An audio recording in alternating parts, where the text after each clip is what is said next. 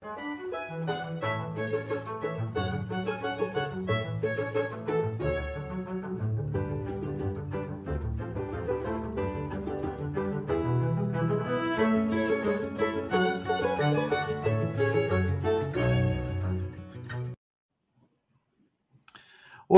esse é o Atitude TCE Entrevista.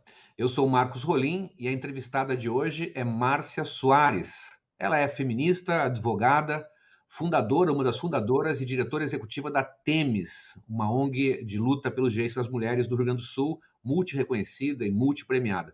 Márcia, uma satisfação te ter no programa conosco hoje, mas embora o nosso tema seja um tema muito desagradável, porque diz respeito a essa situação que envolveu o julgamento recente em Santa Catarina de um acusado da prática de estupro que acaba sendo absolvido.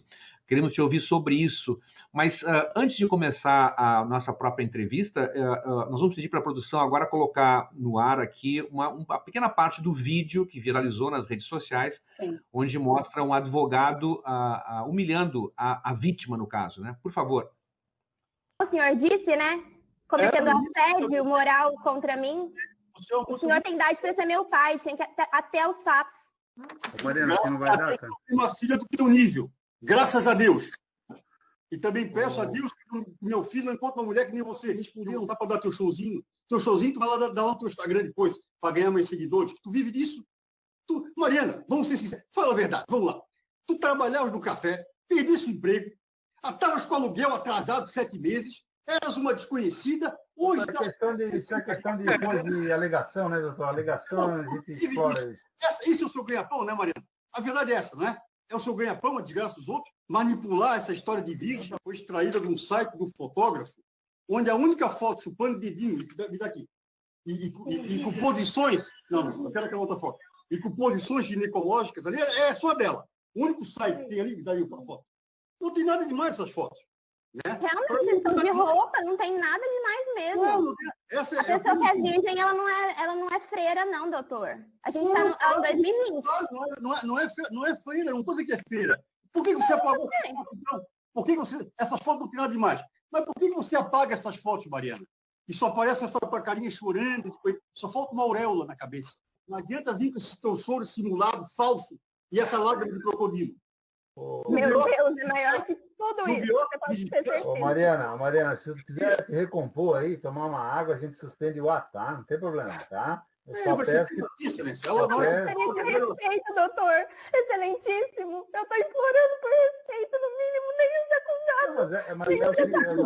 Se tu quiser, suspenda. Tratada, pelo amor de Deus, gente. Que é isso?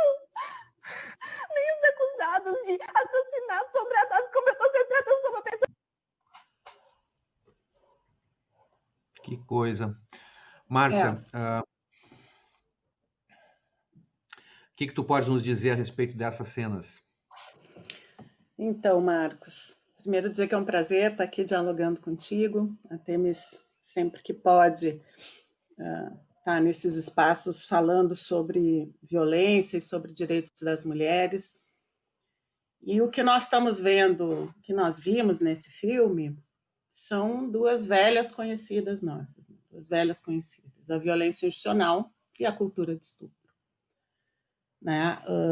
Choca essas imagens. Eu acho que é importante a gente sinalizar, Marcos, que todos nós que operamos com o direito das mulheres, nós acompanhamos situações parecidas dioturnamente. Isso não é uma exceção, e isso não aconteceu neste julgamento, e isso não acontece só no âmbito da justiça penal, muito embora seja onde, evidentemente, ela está mais acirrada. Isso acontece dioturnamente e nos processos de família, né? É a ideia de revitimizar as mulheres. Revitimização das mulheres é uma prática de violência institucional que ela é disseminada, infelizmente, no sistema de justiça. E ela começa em todo o sistema, ela vai iniciar lá na delegacia e vai redundar, como neste caso, numa audiência. O que choca nessa audiência, desta vez, é que, primeiro, ela está gravada e ela veio a público, porque isso é recorrente. Segundo, é o grau de virulência, de violência desse advogado. Mas o que choca mais ainda, o que nos deixa estarrecidos, é o silêncio constrangedor do juiz, que é quem dirige aquele ato, quem preside aquele ato, e do Ministério Público. Então, isso são as questões que nos levam, que deixaram todos nós em choque. Agora, é importante que se diga que isso não é uma exceção. O que é, muitas vezes, uma exceção, assim, chega a ser uma exceção, é o silêncio estarrecedor do senhor Hudson Marcos, que é o juiz da vara, da terceira vara do crime. Né? Mas isso... É impressionante isso. Eu acho também isso choca muito, porque bastaria uma palavra para que aquela quantidade de impropérios proferidos pelo advogado parasse de ser dita, né? Então, de fato, eu acho que há aí uma situação muito constrangedora, assim, que envolve o Poder Judiciário mesmo, como um todo.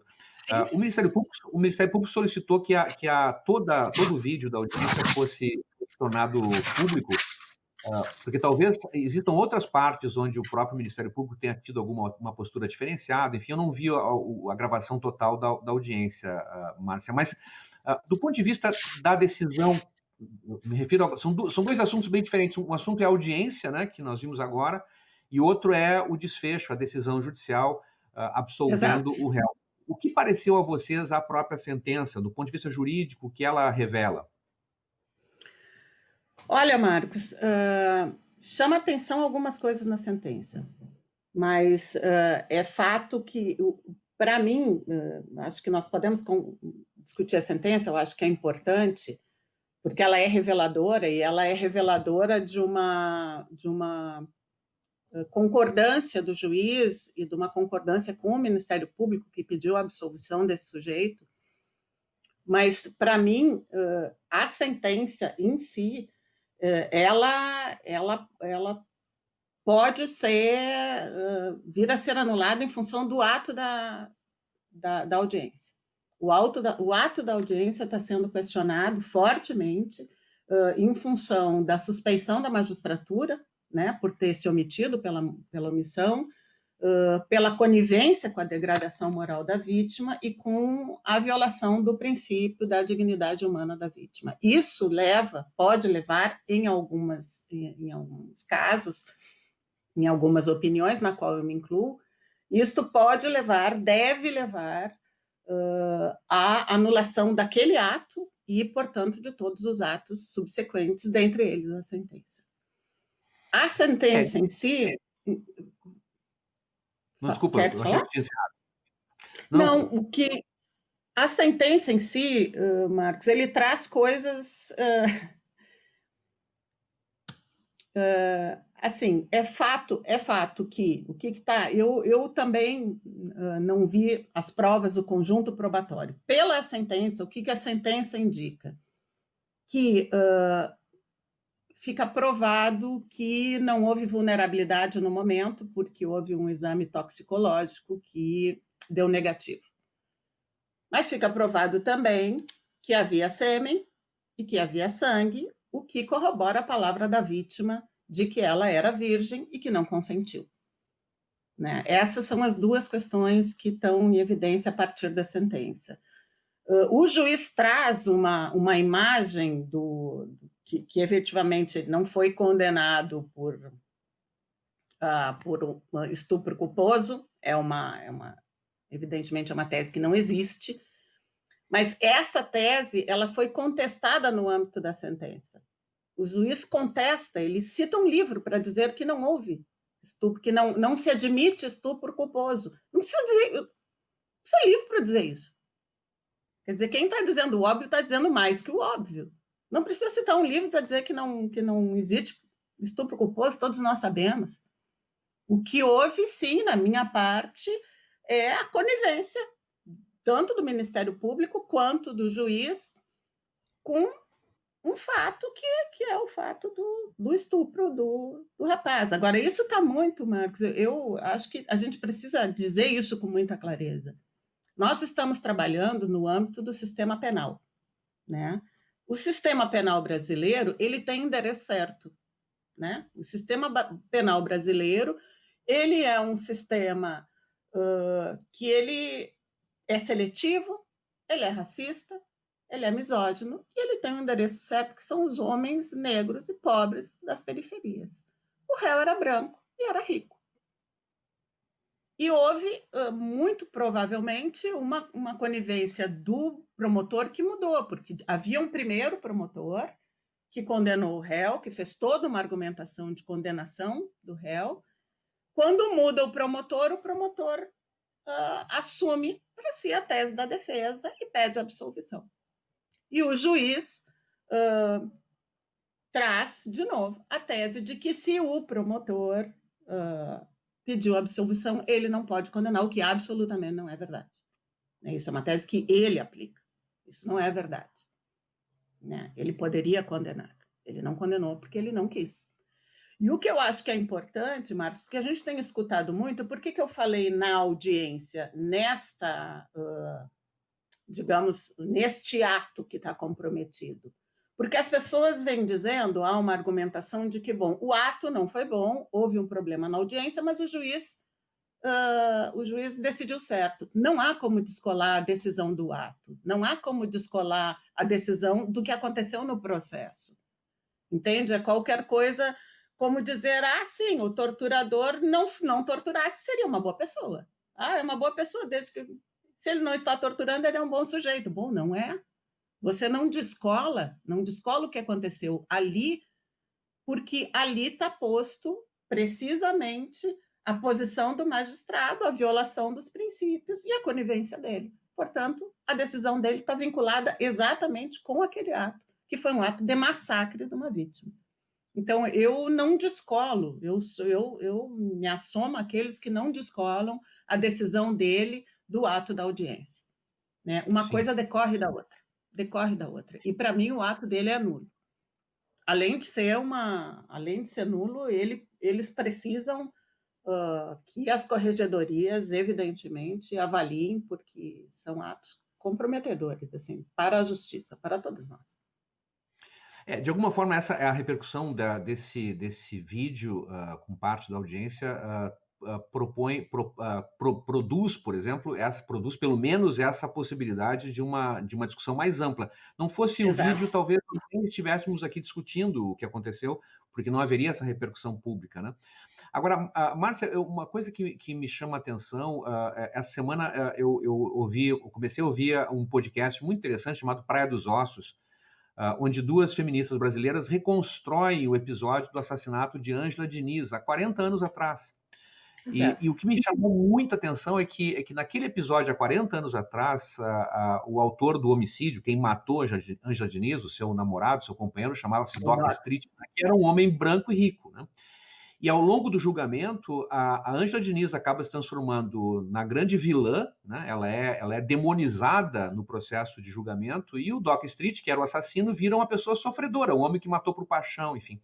Aqui nós não estamos falando de homicídio, estamos falando de estupro, mas parece que a intervenção do advogado reproduz a mesma lógica, 40 anos depois. A pergunta é, o que mudou efetivamente no Brasil, Márcia, com respeito à luta das mulheres, e o que não mudou? Porque nós temos tanta coisa boa para falar, de mudanças comportamentais, enfim, e ao mesmo tempo uma agenda tão ampla, né? Então, nesse balanço, o que é a mudança, o que é a conservação nessa realidade? Olha, mudou muito. Eu acho que nós andamos muito, especialmente no que diz respeito à declaração do direito, né? Da existência do direito. Daí a eficácia do direito vai uma larga diferença, né? E eu acho que o que nós estamos vendo aqui é a necessidade de dar eficácia à lei, né? E entender, e eu acho que isso é um processo que nós, do movimento de mulheres, tivemos que entender, que a lei por si só não produz mudança. Ela não opera mudança sozinha. E nós investimos muito na declaração da lei, né? O que é uma estratégia super importante, mas ela não pode vir sozinha, né? Porque uma lei, neste caso, é uma lei que não tem eficácia, né? Por exemplo, a lei do tratamento com dignidade, a lei, especificamente, a regulação da importância da palavra da mulher num caso de violência sexual. Isso está regulado pela Lei Maria da Penha, no artigo 8º. Isso está regulado pelo STJ. Né? Tem uma recomendação que é de 2018, de ontem, né? Ontem, o STJ disse que a palavra da mulher vale. A Lei Maria da Penha traz isso com muita clareza, mas isso não necessariamente tem eco no judiciário. Isso não necessariamente, porque por si só a lei não vai operar. Quer dizer, nós precisamos construir um direito, nós precisamos construir um sistema de justiça que aprenda. Né? Nós precisamos educar o sistema de justiça desde a faculdade até o diálogo com o judiciário e com os magistrados. Agora, para você ver, por acaso, né, este juiz, ele é o diretor da Escola da Magistratura de Santa Catarina. A Escola da Magistratura é aquela escola que ensina como que os juízes têm que operar ou não. É a escola que controla como que chama, o período de vacância, o período de experiência dos juízes. Ele é diretor da escola.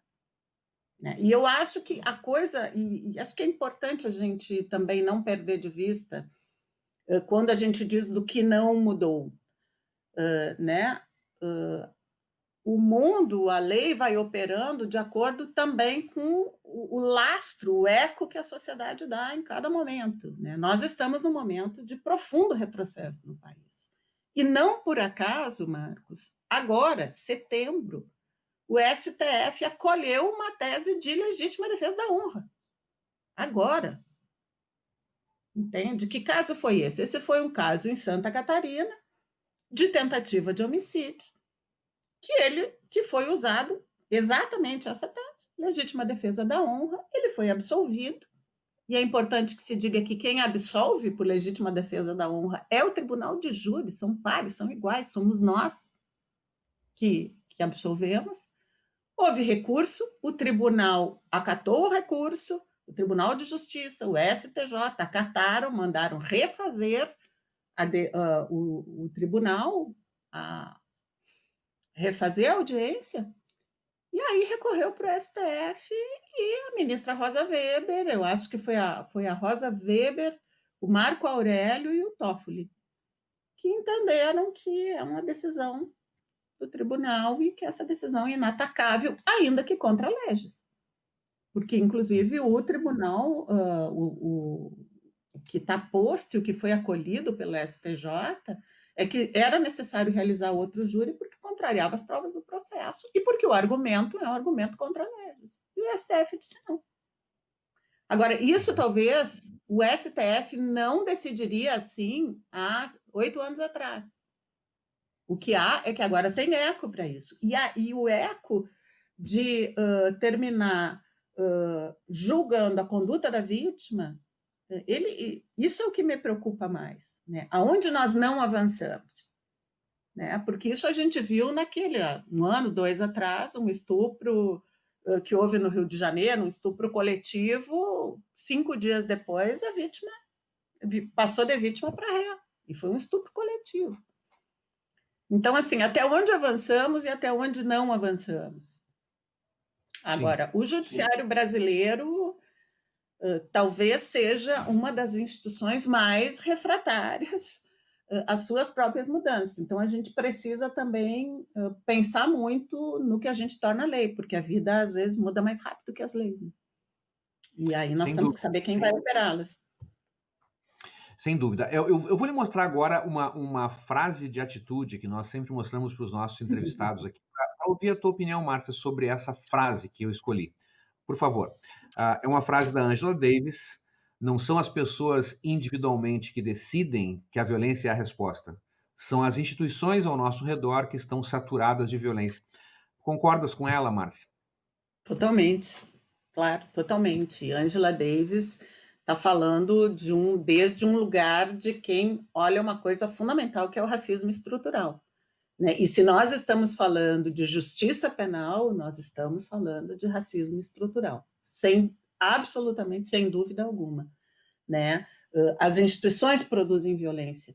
Né? A resposta das pessoas é uma resposta a uma violência estatal que está lá. talvez em grande parte das periferias brasileiras, é a única forma pelo qual o Estado está presente, que é através da forma da violência institucional.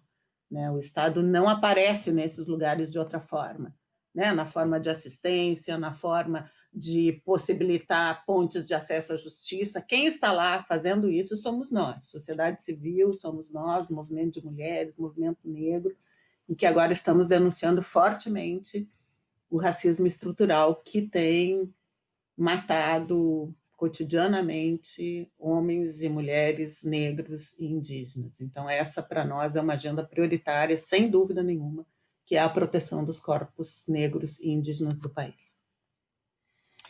Muito bem, vocês têm, a Themis possui uma experiência já muito longa, são 25 anos, né, Márcia, de luta feminista no Rio Grande do Sul.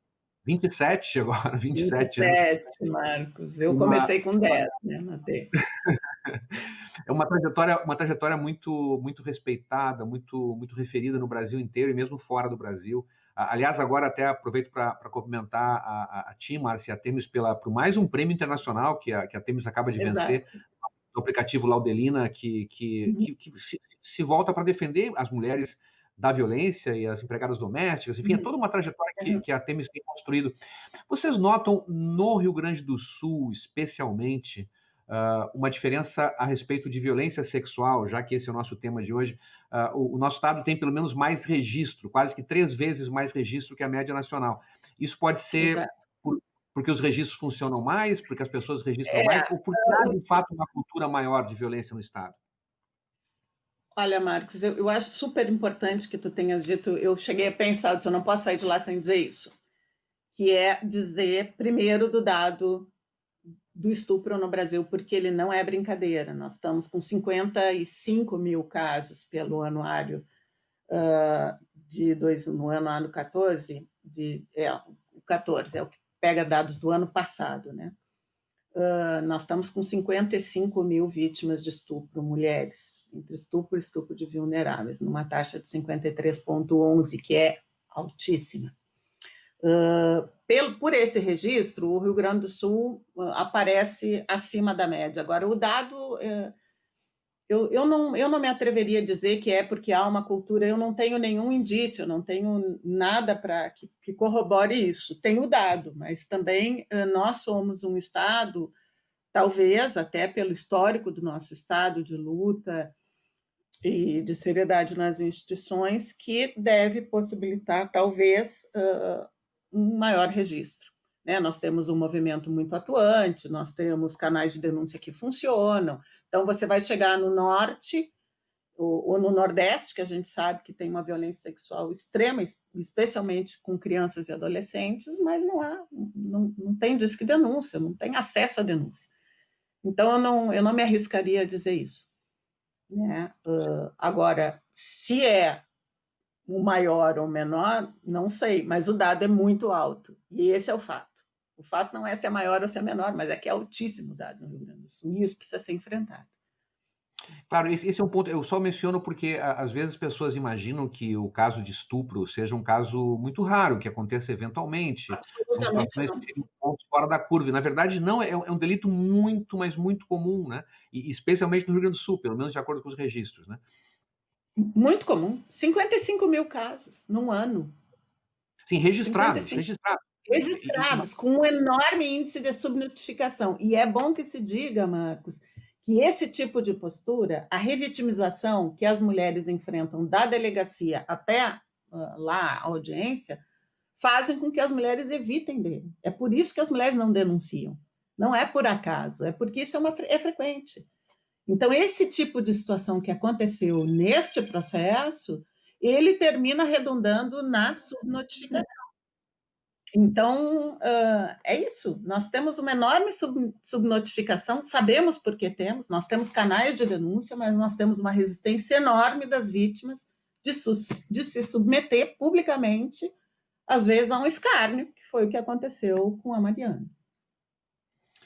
Sim, sem dúvida alguma. E aqui eu acho que tem também vários desafios. Um deles é a própria capacidade de investigação das polícias para encontrar os autores de crimes sexuais. Nem sempre se localiza esse autor, se identifica o autor, né? E esse tema da denúncia eu acho muito importante, Márcia, que tu trazes, porque, de fato, as vítimas precisam de um acolhimento que dificilmente elas encontram, né, nos órgãos estatais. Mesmo quando não há algum tipo de discriminação, de violência, mas o próprio acolhimento, né, no sentido das pessoas se sentirem acolhidas, respeitadas, isso também é muito raro. A Themis também deve ter muitos casos para contar a respeito disso, imagino. Muitos, muitos. E não é por acaso que a gente investe no programa de promotoras legais populares, porque essas mulheres estão lá do lado e elas são treinadas, capacitadas para fazer o primeiro acolhimento, para encaminhar e para acompanhar. O caso, nós tivemos agora pouco tempo mesmo, final do ano passado, fomos chamados por uma mulher, pelo caso de uma mulher imigrante, que não falava francês, não falava direito português, e ela ficou 12 horas sentada na delegacia da mulher. 12 horas. Até que um dos nossos diretores foi acionado e foi lá ajudar. 12 horas. Isso é acolhimento, é falta de acolhimento. Claro, claro. No tempo que nós temos pouco tempo, Márcia, mas eu gostaria que o projeto que tu acabaste de mencionar agora, das promotoras legais populares, eu conheço bastante bem o projeto, mas eu queria que em um minuto tu pudesses dar uma síntese a respeito do que é o projeto das promotoras legais populares. Então, as promotoras legais populares são lideranças comunitárias que são capacitadas pela Themis em direitos humanos das mulheres. Elas têm uma formação jurídico-feminista com educação popular, nas quais elas aprendem sobre direitos, partindo de um pressuposto muito básico que nós nos demos conta 27 anos atrás. Ninguém busca direitos que não sabe que tem. E as promotoras legais, então, são capacitadas, elas têm uma formação também muito voltada para violência doméstica e sexual, acolhimento, encaminhamento, legislação, operadores, elas têm uma interlocução com os operadores do direito, e esse é um curso que é georreferenciado, você chega numa comunidade, mapeia aquelas lideranças, mapeia a rede, ensina, educa, aprende com elas, articula a rede para que elas, lá na sua comunidade, possam, então, identificar essas mulheres que são vizinhas, que são parceiras, que estão ali na esquina, que vão na padaria, para que elas se identifiquem como lideranças capacitadas e sejam procuradas por essas mulheres, acolham e façam os encaminhamentos. Isso é um programa hoje que nós já disseminamos para mais de 20 instituições nacionais, nós temos hoje uma avaliação de que nós temos cerca de 5.000 promotoras legais populares capacitadas no país todo. Muito bem, Márcia, muito obrigado pela participação na entrevista. Imagina. Parabéns aqui ao trabalho da Themis, né? Vamos continuar obrigada, destacando sempre esse trabalho tão importante. Esse foi o Atitude TCA Entrevista. Ficamos por aqui. Até a próxima semana. Obrigado.